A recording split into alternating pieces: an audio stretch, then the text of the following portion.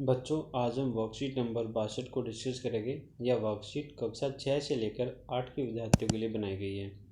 यह वर्कशीट 15 सितंबर 2020 की है। सबसे पहले बच्चों को अपना नाम और अपने कक्षा अध्यापक का नाम यहाँ पर लिखना है।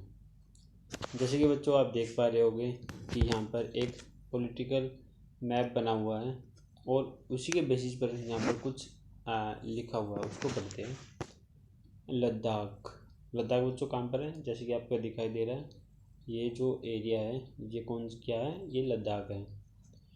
अब केंद्र शासित प्रदेश, जो कि अब केंद्र शासित प्रदेश बना दिया गया है।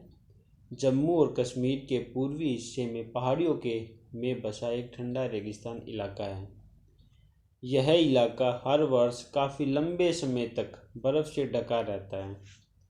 इस क्षेत्र में बहुत ही कम पेड़ उग पाते हैं। बच्चों यहाँ पर बहुत ही कम पेड़ उगते हैं क्योंकि ये जो इलाका है वो बर्फ़ से ढका रहता है। पीने के पानी के लिए लोग गर्मी के महीनों में पिघलने वाली बर्फ़ पर निर्भर रहते हैं। यहाँ के जो लोग हैं वो पीने के पानी के लिए गर्मियों में जो बर्फ़ पिघलती है उस पर निर्भर रहते हैं। यहाँ के लोग एक ख़ास किस्म की भेड़ पालते हैं जिससे पश्मीना ऊन का मिलता है। बच्चों यहाँ पर भेड़ पाली जाती है जिसे पश्मीना ऊन मिलती है। यह ऊन कीमती है, इसलिए पश्मीना शॉल बड़ी महंगी होती है। बेटा, पश्मीना जो ऊन होती है उनसे जो पश्मीना शॉल बनती है बहुत महंगी बनती है क्योंकि यह कॉस्टली होती है। लद्दाख के लोग बड़ी सावधानी से इस ऊन को इकट्ठा करके कश्मीर के व्यापारियों को बेच देते हैं ताकि उनको मुनाफा हो। मुख्यतः कश्मीर में ही पश्मीना शालें बुनी जाती है और जो पश्मीना जो शालें होती है वो पश्मीना ऊन से जम्मू कश्मीर में ही बुनी जाती है। यहाँ के लोग दूध से बने पदार्थ जैसे मक्खन, चीज़ और मांस खाते हैं। हर एक परिवार के पास कुछ गाय, बकरी और याक होती है। यहाँ पे बच्चों ये लद्दाख के बारे में बताया गया है कि लद्दाख का जो जीने का जो तरीका है वो कैसा है। अब देखिए यहाँ पे एक दूसरा मैप दिखाई दे रहा है जिसमें यहाँ पे लिखा केरल। केरल यहाँ पे एक चित्र में एक एरो के थ्रू बताया गया कि केरल कहाँ पर है। जो ये जगह है ये क्या है? केरल है। अब केरल के बारे में यहाँ पर कुछ बातें लिखी है, आओ बच्चों उसको पढ़ते हैं। केरल भारत के दक्षिणी पश्चिमी कोने में बसा हुआ राज्य है। वह एक तरफ समुद्र से घिरा हुआ है और दूसरी तरफ पहाड़ियों से। इन पहाड़ियों पर विविध प्रकार के मसाले जैसे काली मिर्च, लौंग, इलायची आदि उगाए जाते हैं।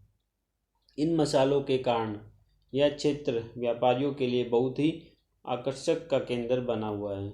सबसे पहले अरबी एवं यहूदी व्यापारी केरल आए थे। ऐसा माना जाता है कि ईसा मसीह के धर्मदूत संत थॉमस लगभग 2000 साल पहले यहाँ आए। भारत में ईसाई धर्म लाने का श्रेय उन्हीं को जाता है। अरब से कई व्यापारी यहाँ आकर बस गए।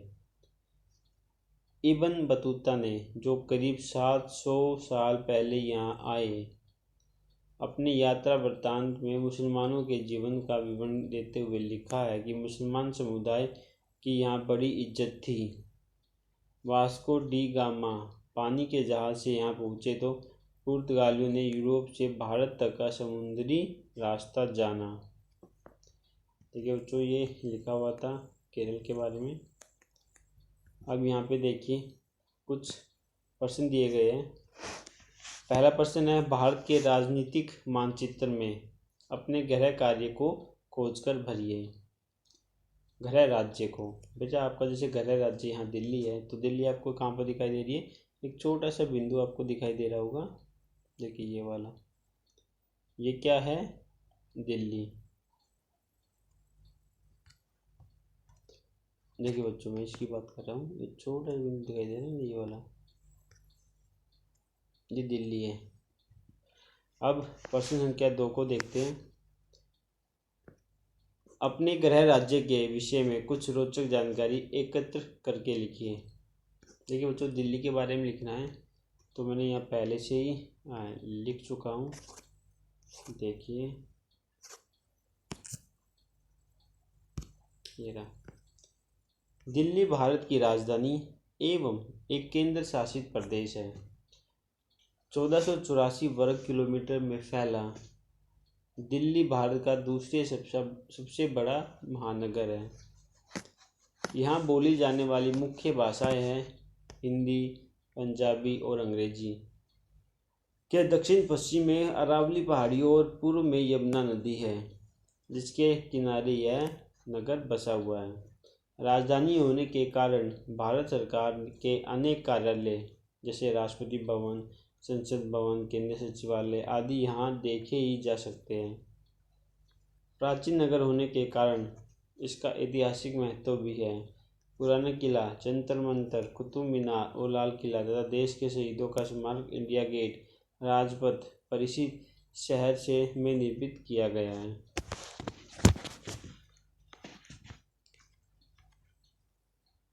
देखिए बच्चों, इसमें बताया गया है कि जो दिल्ली है वो भारत की राजधानी है और केंद्र शासित प्रदेश है। यह जो दिल्ली है 1484 वर्ग किलोमीटर में फैली हुई है, जिसमें अलग प्रमुख तरह की भाषाएं बोली जाती है, जैसे पंजाबी, हिंदी, हरियाणवी, है ना, इस तरह की भाषा यहाँ पर बोली जाती है। यह जो नगर है वो यमुना नदी के किनारे पर बसा हुआ है। राष्ट्रपति भवन, संसद भवन, केंद्रीय सचिवालय आदि यहाँ देखे जा सकते हैं।